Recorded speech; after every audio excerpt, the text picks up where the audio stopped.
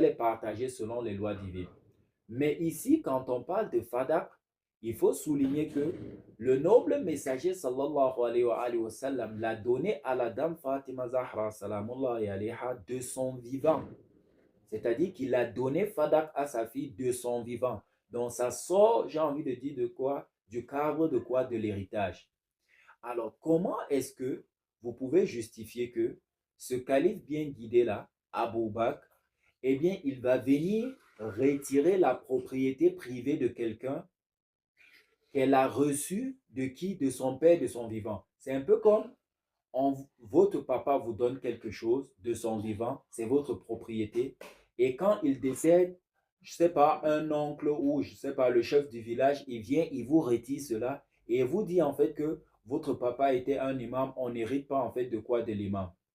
Et c'est-à-dire, il forge en fait une parole sortie de nulle part pour vous priver en fait de quoi? De ce bien-là. Donc, ce n'était en aucun cas quoi? L'héritage, mais c'est, bon, on va dire littéralement, oui, cela lui vient de son papa, mais dans le cadre islamique, ce qu'on appelle tariqa, ce qu'on appelle irs, c'est ce que, eh bien, lorsque le défunt meurt, eh bien, lorsqu'on comptabilise ses biens et s'il a des dettes, on va rembourser. Ce qui va rester, on va appeler cela quoi? J'ai envie de dire héritage. On va le partager selon les préceptes islamiques. Donc ici, ce n'était pas le cas.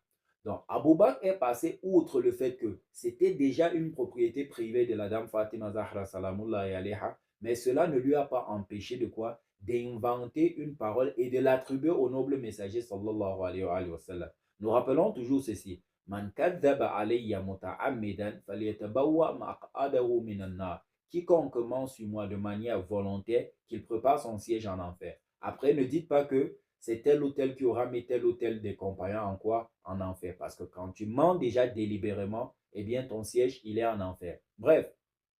Alors ici, pourquoi est-ce que Abou Bakr et Oumar tenaient en fait à quoi? À retirer Fadak à la dame Fatima Zahra salamullahi alayha. Eh bien parce que on dit souvent, on dit toujours et on le dira toujours, eh bien l'argent c'est le nerf de la guerre. C'est-à-dire que quand on rentre dans l'histoire, on voit ces différents peuples-là, on voit ces différentes personnes-là qui ont eu à usurper le pouvoir ou alors j'ai envie de dire à reprendre le pouvoir, eh bien, il le faisait toujours quoi? Avec quoi? Avec des moyens. Parce qu'il fallait acheter, par exemple, j'ai envie de dire, des armes, il fallait acheter des montures, il fallait même des personnes.